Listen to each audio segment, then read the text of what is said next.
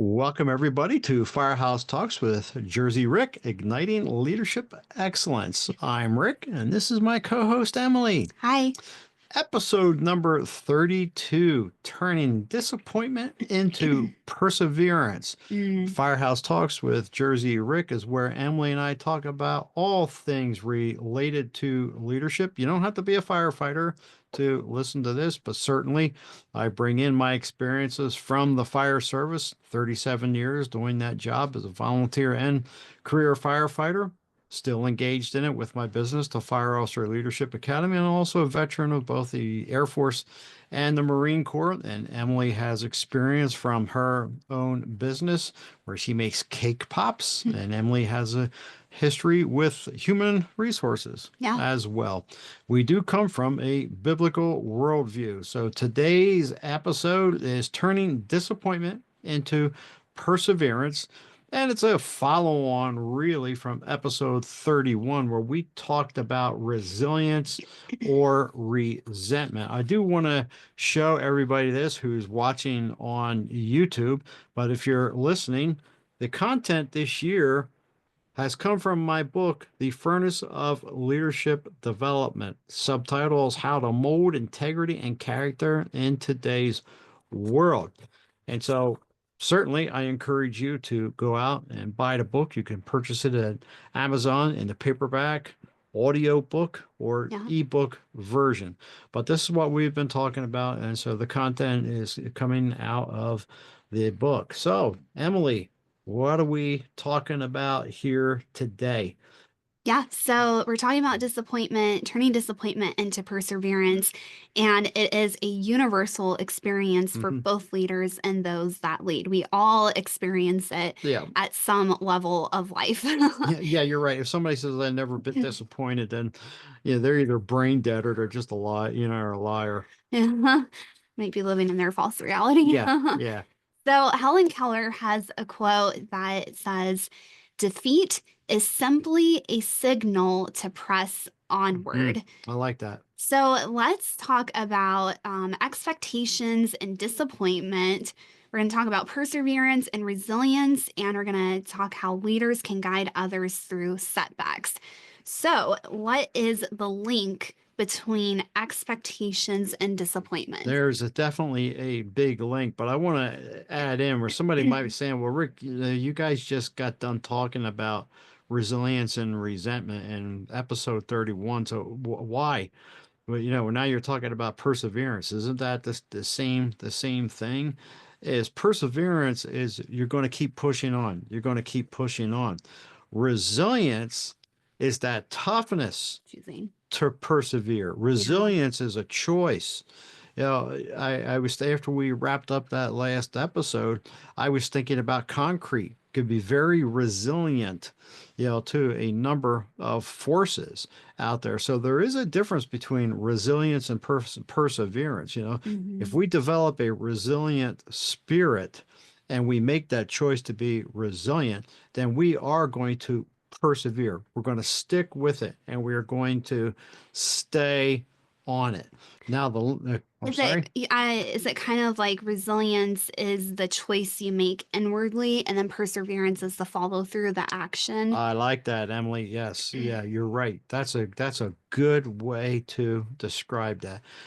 Resilience is inner, perseverance is outer, Outward. that outer action, that outer determination. So disappointment and unmet expectations. Mm, Now, I've experienced this in my life. When I have a high expectation of something, excuse me, and it doesn't happen, yeah. I'm disappointed. Yep.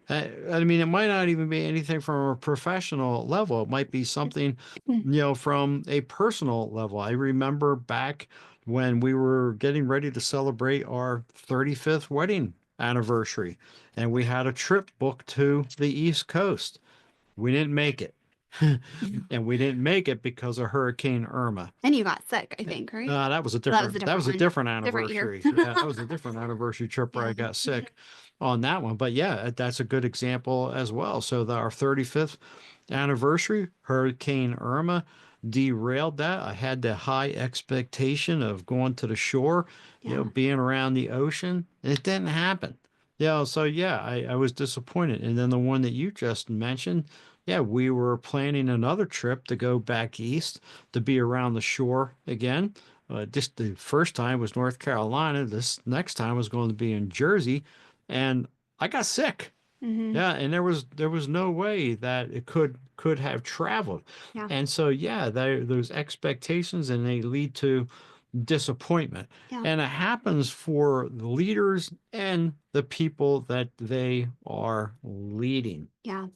So, leading into that, can you share either a personal or historical example of a leader facing major disappointment? In the book, when I wrote the book here and was launched at the end of 2019, an example that I gave, yeah, was the World Series, and is when the Los Angeles Dodgers lost to the Houston Astros. Now, of course, this past year, yeah, we saw the Dodgers come out ahead. So, and I think it might have been 2017 when they lost to the Astros. I don't recall exactly, but looking at that disappointment then, yeah, so the Astros are all jumping up and down, hooting and hollering, and what happens when the cameras pan over to the Dodgers dugout? There's a few of them sitting in the dugout, dejected, disappointed. Most of them have already gone back into the clubhouse. Hmm. Now compare that to the World Series in 2024 when the Dodgers beat out the Yankees.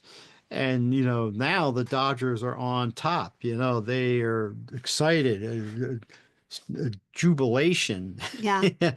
Yeah, sorry for sticking my thumb in your eye. For those of you who are not on YouTube, yeah, yeah, and you're just listening. I have a tendency to talk with my hands, and I just realized I almost stuck Emily in the eyeball with my with my thumb. Yeah, so that hey, if I did that, that's not workers' comp.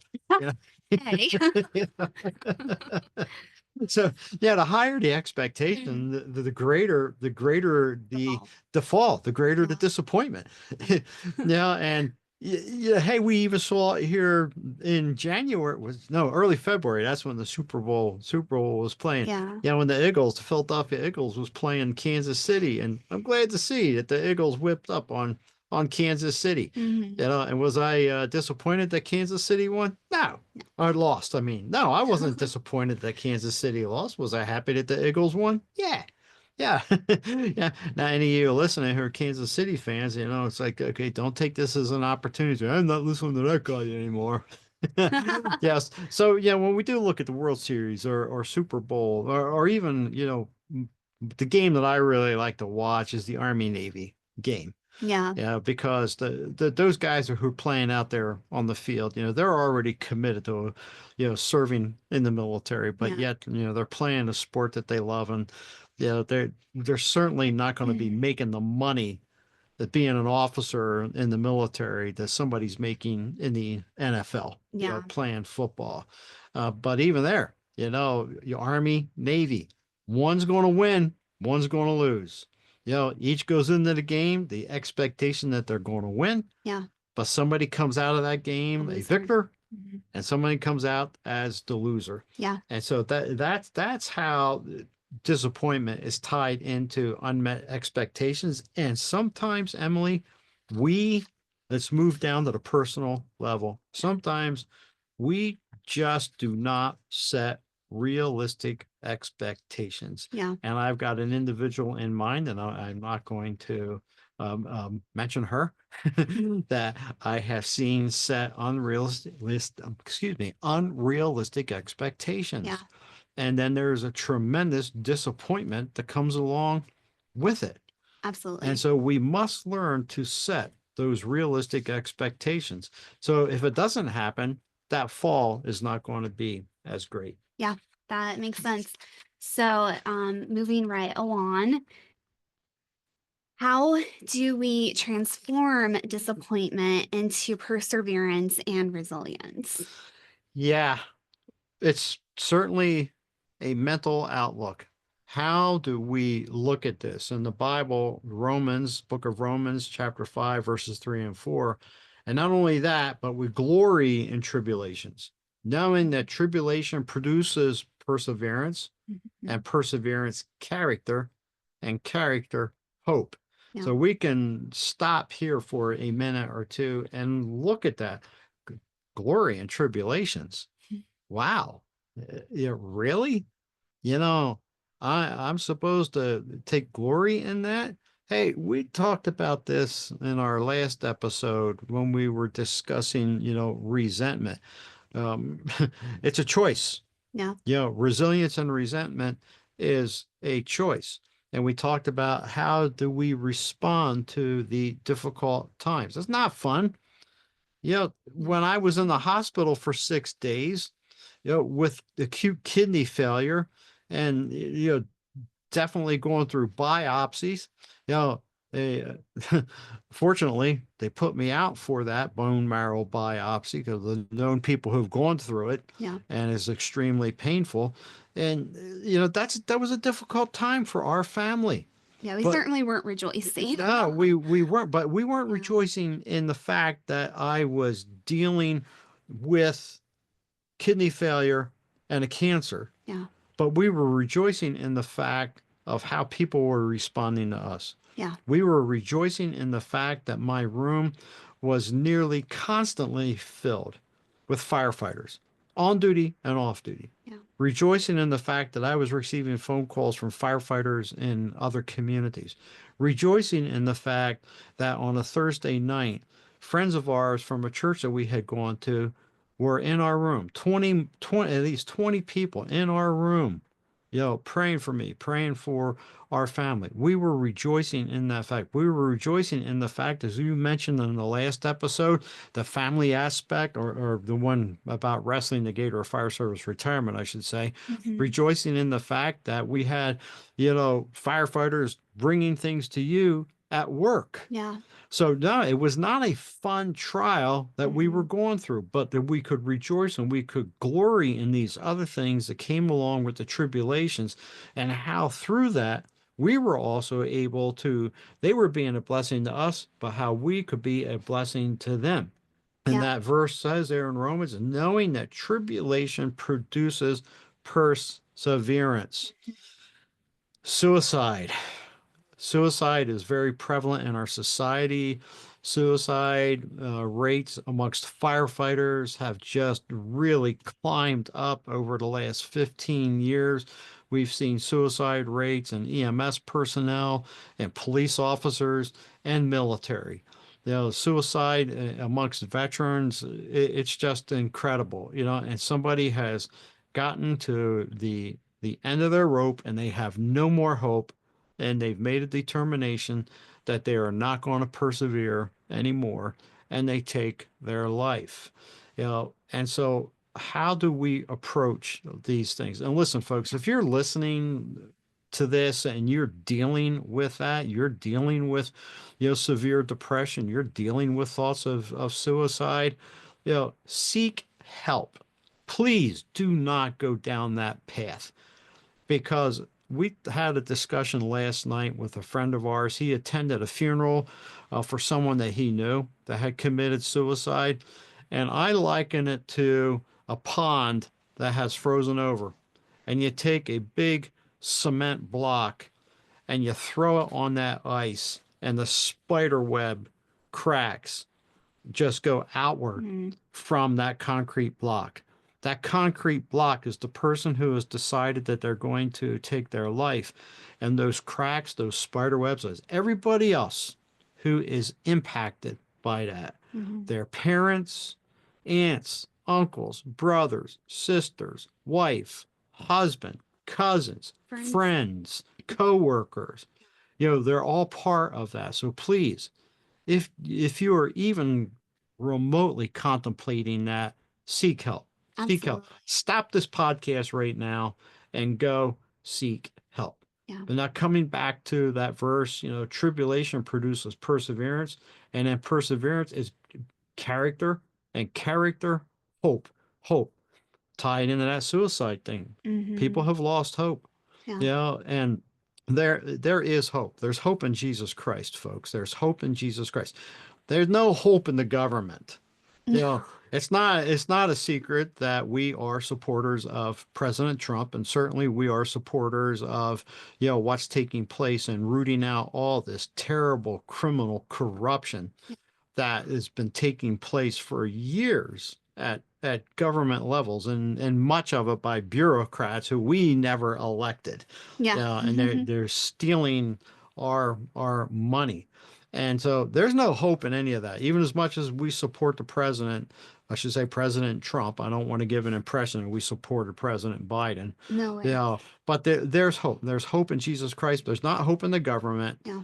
Yeah, there's certainly not hope in ABC, NBC, CBS, Fox News, and any of them. It, you know, your hope is in Jesus Christ. Yeah. So, how do challenges build stronger leaders and individuals? That perseverance comes back into play. Yeah. Last episode I talked about forming a paperweight by pulling the glass out of that furnace at 2400 to 2600 degrees, shaping it and molding it, and Hmm. putting it back in, heating it up, having that temperature just right. Yeah. And it's the trials, those tribulations, excuse me, that we go through that strengthen us and make us stronger leaders. Hmm. You know, If you let it. if you let it, yeah, Yeah. that's a very valid, good point. We have to let it. It is that choice again. Hey, because people, you have someone who needs you, Yeah. and most likely you have a lot of someones who need you. And you might say, well, who in the world would that be, Rick? I'm at the lowest level of the totem pole. I'm a firefighter riding backwards, or, I'm changing oil at Jiffy Lube. Yeah, I bust tables out at the restaurant. How do people need me? Look around you. People need you. You're most likely having more of an impact on other people than you realize. Yeah. You never know who's watching Yeah, you. you never know who's watching you. I remember Yeah. so many times when I did the very first morning of the first day of the recruit academy, running them through, military protocols, how to stand at attention, how to salute properly, do facing movements, and so forth and so on like that. And at the end of my session, I would take them towards the end of my session, I'd take them over to the flagpole and I would teach them how to render honors to our flag. And at conclusion, I would ask, if we were average 25 people in a regional recruit academy, I would ask, how many of you got here on your first try? Emily, Hmm. how many hands do you think were raised? Probably not very, I would say 0 to 2. You're right. 0 to 2. The Yeah. most that I ever remember was two hands went up on their first try. Hmm. And as I continued to question, there were recruits out there in that academy who it was their fourth and some of them their fifth try. Wow. I know a guy here locally that was on a fire department in the Midwest. It took him 10 years. 10 years. That's perseverance. Yeah. A lot of people would give up. Those ones in the recruit academy, 4 or 5, I mean, 2, 3, 4, 5 tries, Hmm. that's perseverance. They had Yeah. their eyes set on a goal. I want to be a firefighter. Yeah. I wanted to be a firefighter. And I've seen dreams crushed as well. We were on duty during one firefighter recruit academy, and over the radio, I heard them call for an ambulance code 3, light and siren, Hmm. to the training area for an injured firefighter. They go, what's going on? Who is it? I went down there. Well, come to find out, it was one of the recruit firefighters. She had fallen about Oh. 20 feet off of the ladder and had broken her right femur. Oh. And that was it. It was done. No That's matter, devastating. yeah, it was devastating. And I ran into her at a coffee shop a couple years later, and because of that injury, she was never able to go back. She was Hmm. with a different fire department, again, a regional academy, me. And so that was an expectation. She wanted to be a firefighter. She didn't want to do anything else. But unfortunately, she fell off the ladder, broke her femur, and it was an injury to the point that she could never come back and perform as a firefighter again. And, Wow. periodically I think about her and I wonder what happened to her. Mhm. where is she at today? Yeah. How did she persevere? Now, and we're talking about, I'm thinking of another firefighter that left our organization because it just wasn't for her. And Mm-hmm. then I remember you and mom coming back one day saying, "Do you know such and such?" And she had gone on to be a dental hygienist. She persevered. Yeah. She persevered. Found a different path. Yeah, she found a different path. She did not let that setback go on. You and I, in our family, we know another lady who was a dental hygienist, but she wanted to be a nurse. Yeah. And I think what she was in her late 40, 30s, 40s. 40s, and she Yeah. decided I want to pursue my dream of being, Mm-hmm. and she did it. And today she's an RN. Yeah. That's perseverance, people. Yeah. And she persevered through trials because we know this lady. We know the trials that she went through. So it has made her stronger. And people are watching her. People watch us. That's how these Mhm. challenges build stronger leaders and stronger individuals. Yeah. So, in episode 31, you spoke about being passed over for a promotion. So, can you talk about what the disappointment was like walking through that? Yeah, it's the disappointment got greater the higher up I went in Yeah. rank. At least I felt. It felt that it got greater. And first time I tested for lieutenant here at Loveland Fire Rescue, I didn't get it. I was passed over. The second time I did.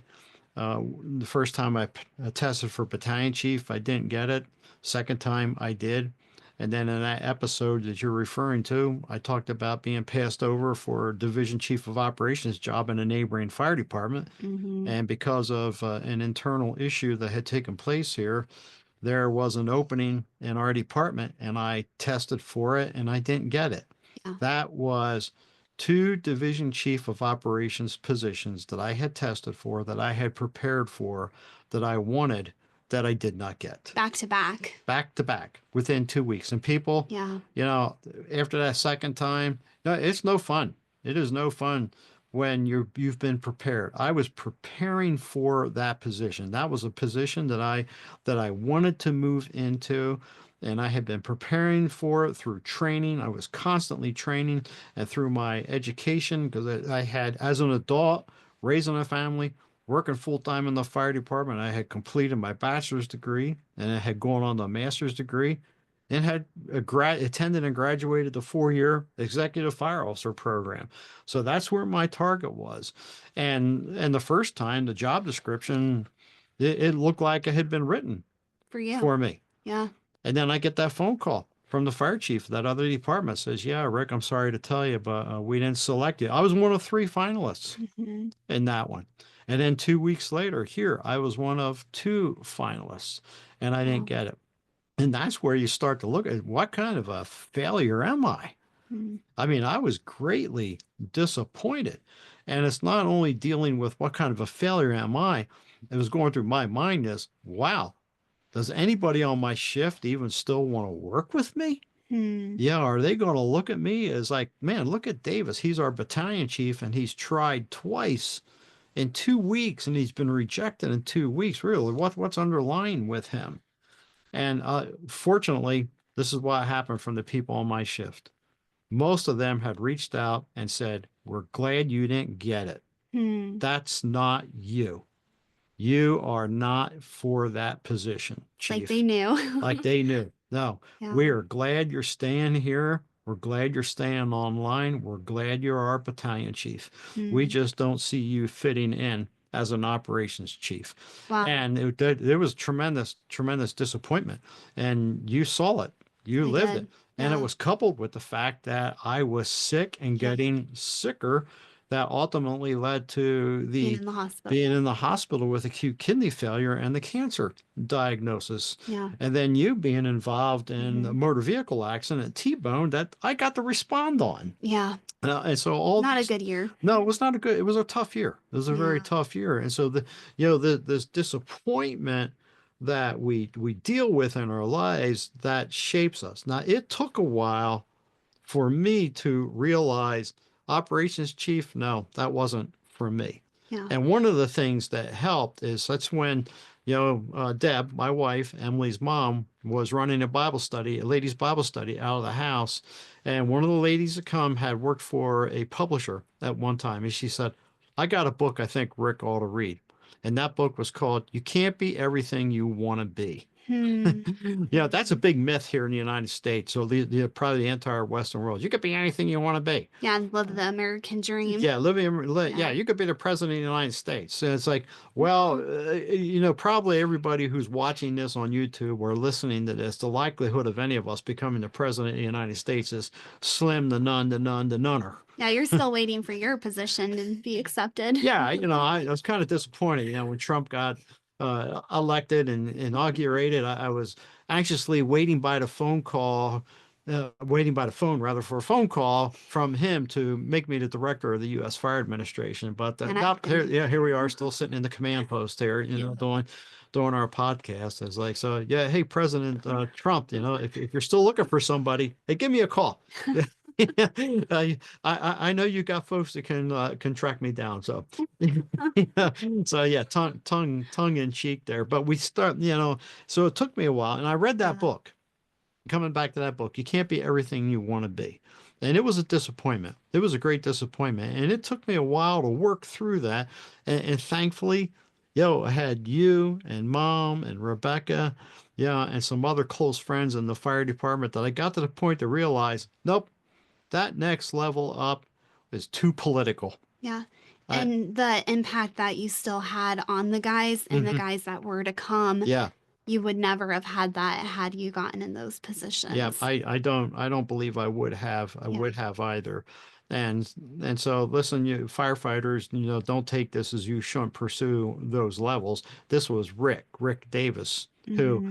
had to come to the conclusion that no, that's not for me. I had even applied for a fire chief's job in another state. Yeah. And then after getting some good counsel, including from a very well respected fire chief, that when I told him it was at a class that he was teaching, and I told him that I was applying for a fire chief's job in this particular community, he leaned in, put his finger in my chest, and said, "What are you like booking a cruise on the Titanic? We need to talk." And he spent an hour talking to me, Yeah. and God used that man in my life. And a couple other people, a couple friends of ours who, he flies for United Airlines, and she was an accountant for the county at the time. They weren't even related to fire. And so God used them in my life. And it's like, no, that's not, it's not a position for me. Yeah. Anybody who's listening to this to know me, you say, yeah, you're right, Rick. You're definitely not a politician. Not at all. So, what are some practical steps that we can take to develop perseverance? Failing Forward is a book that John Maxwell wrote, but another one here that I pulled off of my shelf. Ladies and gentlemen, I have a lot of books by John Maxwell. I'm also a member of the Maxwell Certified Leadership Team. So I'm licensed to teach. I have access to an incredible amount of Hmm. content. I'm certified as a DISC consultant, DISC, which is dominant, influencing, steady, and correct. And I have a fantastic leadership assessment tool. So I have a lot of Maxwell's material, but another one here I'll show you, and it's called Sometimes You Win, Sometimes You, and the word is lose, but learn is over top of it. Sometimes you learn. That's a choice too, people. Do we choose to learn? That's a practical step. Do we choose to learn, or do we choose to wallow in our defeat? And Mm-hmm. just to go over a couple of the chapter titles, you know, very first one, chapter one, when you're losing, everything hurts. Mm, And it especially hurts when yeah. you've responded to your daughter's motor vehicle accident. And then it hurts when you see her injured. And it hurts when you're acute kidney failure and you wind up in the hospital. But Maxwell also talks about humility, the spirit of learning, reality, the foundation of, hey, we got to deal with reality. You know, this didn't happen. This disappointment didn't happen. Let's come back to the 2017 World Series when the Dodgers lost. That was a reality. But what happened in 2024? They won. They won. They won. They could have just sat around the dugout and just, cried in their baseball gloves, but they didn't. They persevered and they move on and they won. Responsibility, the first step of learning. Mm-hmm. Take responsibility for our actions. Mm-hmm. That last episode, we talked about the people who constantly want to blame somebody Yeah, else. being the victim. Yeah, improvement, the focus of learning. Hope, the motivation of learning. Teachability, the pathway of learning. Are you teachable? Am I teachable? Is Emily teachable? We helped out in a church down in the Denver area, and the pastor there, I distinctly remember one of his messages where he talked about teachability, and he said, we need to be humble enough that we can learn from a 3-year-old or a 103-year-old. Yeah. And adversity, chapter 8 is adversity, the catalyst for learning. That catalyst, something that gets a reaction started. And then chapter 9 is problems, opportunities for learning, bad experiences, the perspective for learning, change, the price of learning, maturity, the value of learning. And then the last chapter in this book is winning isn't everything, but learning is. Mm. You know, there's these resources out there, and for some of you guys, usually it's guys, not the women, say, I don't like to read. Yeah, well, get it on Audible and listen to the thing. And in that last episode, also, we talked about post-traumatic growth, Yeah. not dismissing post-traumatic stress, but emphasizing post-traumatic growth. Learn from our setbacks. Yeah, learn. Hey, don't get in your car and drive down the street looking at the rearview mirror Mm-hmm. because you're going to pile up into something. Do we need to look in the rearview mirror? Yeah. We need to look to see what's coming. Yeah. Is there a fire engine, an ambulance, a cop car coming behind us? Is there some dummy that's right on our tailgates? Yeah, we need to look in the rearview, but you don't drive. So, hey, in life, quit looking in the rearview mirror. Yeah, and sometimes you have to look back just to gather Yeah. information in order to move forward and Yes. heal or learn. But you don't stay Yeah, looking you don't back. dwell on it. Looking in the rearview mirror Yeah. when you're driving down the road or the interstate is gathering information to increase your situational awareness of what's happening around you. But you don't focus on that, just like Emily said. Hey, seek out wisdom from mentors or faith-based guidance, meaning a good biblical counselor. There's a lot of people as counselors out there. There's a lot of I'm certified as a coach through the Maxwell Certified Leadership Team. There's a lot of people out there that call themselves coaches. You better check out what their background is Yeah. because there's a lot of frauds and there's a lot of charlatans that are out there, and they're only interested in taking your money, and they're not going to help you. So you better check it out, folks. You better check it out. Yeah. So Yes, those are all great. So, how do we lead others through disappointment? And something I want to add in this is sometimes it's just sitting mhm. with the person and listening to them and being empathetic. Easy for me to say. So what you're saying then, Emily, if I'm hearing you correctly, is Right. sitting means listening, Absolutely. Yeah. not sitting down and offering their Suggestions. opinion Yeah. on what you need to do. Yep. That happens so often. And you've probably experienced this yourself, folks. You've got somebody else, offering their opinion on what you need to do. Yeah. And, I don't listen to people that just want to throw out their opinion when I'm dealing with something. I'll listen to someone who's trusted. Yeah.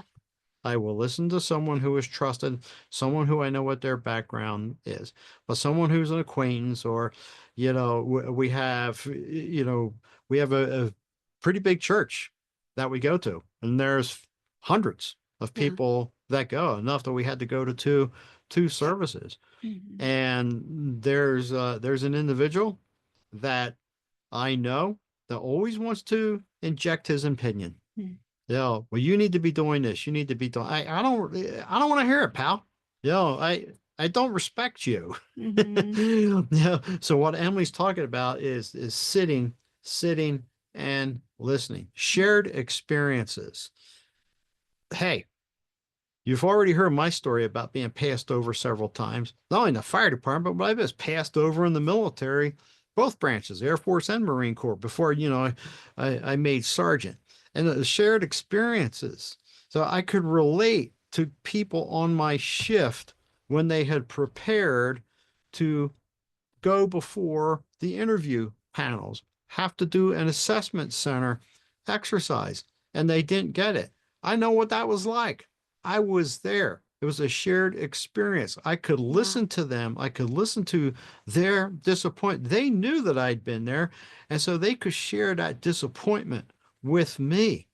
But I distinctly remember a process that a man on my shift was passed over. And I drove out to the fire station to check up on him to see how he was doing.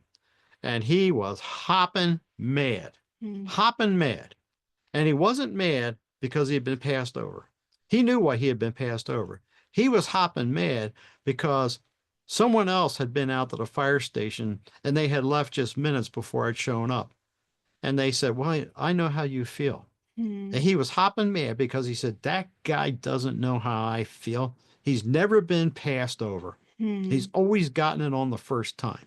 So Wow. listen, if you're that guy, that gal, Yeah. that you've gotten a promotion the first time, and you've got somebody that's working for you and they're passed over, don't throw out that nonsense of, well, I know how you feel. Don't throw out the nonsense of, well, you just need to buck up or you just need to toughen up. That doesn't you're diminishing yourself in their eyes. If you've never been down that path and you say, "Well, I know how you feel." No, you don't. Yeah.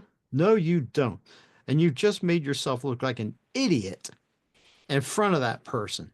And if you think that that person is just going to keep that to themselves, you're nuts. You're certifiably nuts because they are not going to keep it to themselves.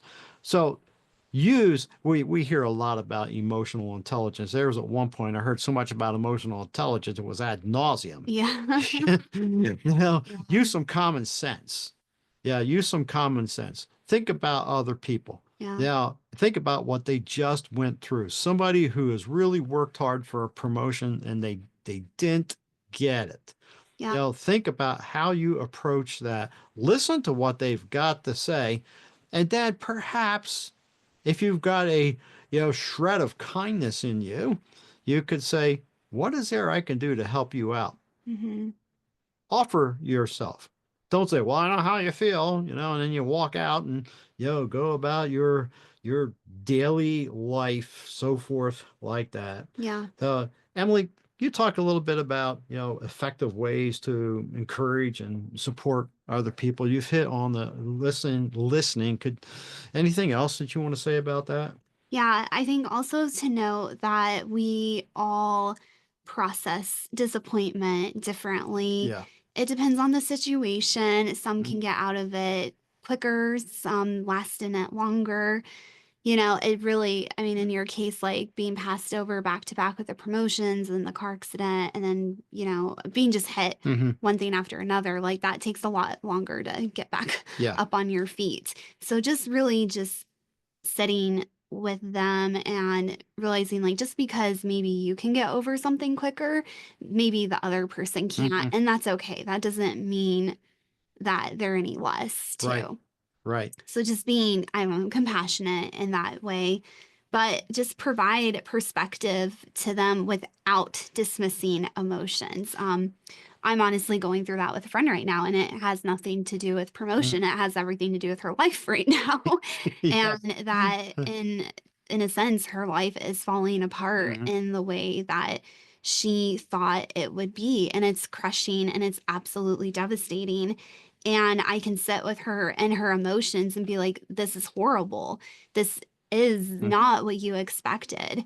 And you do have to grieve it, but then provide that perspective of this is what reality is, Yeah. though.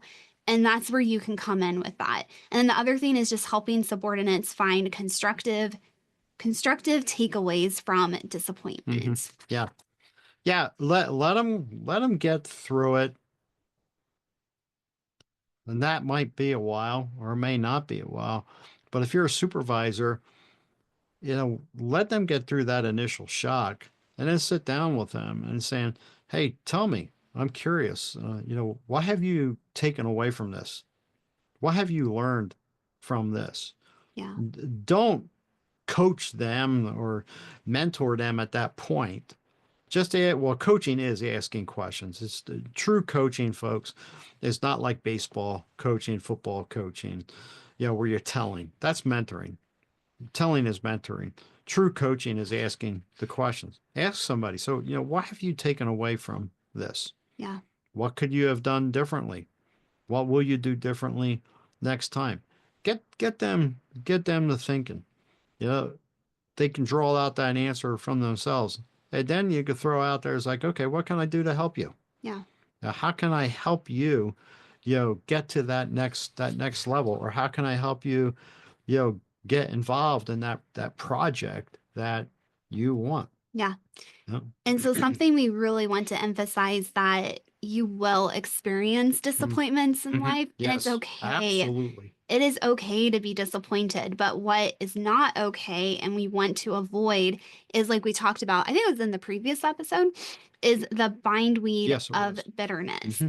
So we had that analogy of bindweed. And so if bitterness is left unchecked, it can choke out joy and growth. So, what we really need to be focused on is recognizing when disappointment turns into resentment. And so, some strategies for uprooting bitterness, we're going to touch on that again, is practicing gratitude, Hmm. Yep. focusing on long term growth over short term pain, and keeping faith and hope as guiding principles. Yeah, that's good stuff, Emily, to recap. And folks, all those years I spent in the fire service and watching watching people get promoted or not promoted and seeing some handle it successfully, others not handling it. Last episode, I talked about one individual who, even in retirement, is still resentful and bitter uh, towards the fire department, towards a former fire chief, towards a former training officer, and I guarantee you those individuals don't even think twice about it. But this individual's just, you know, burning brain cells and burning a hole in his stomach Yeah. now over that. And that's that bindweed, that bindweed. It's like, yeah, yeah, it's a bad deal. So as we wrap up this episode here, I want to read Helen Keller's quote again.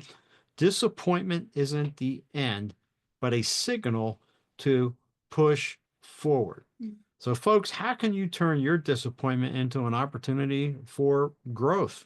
So, I haven't had a disappointment, Rick, in a year that I can think of.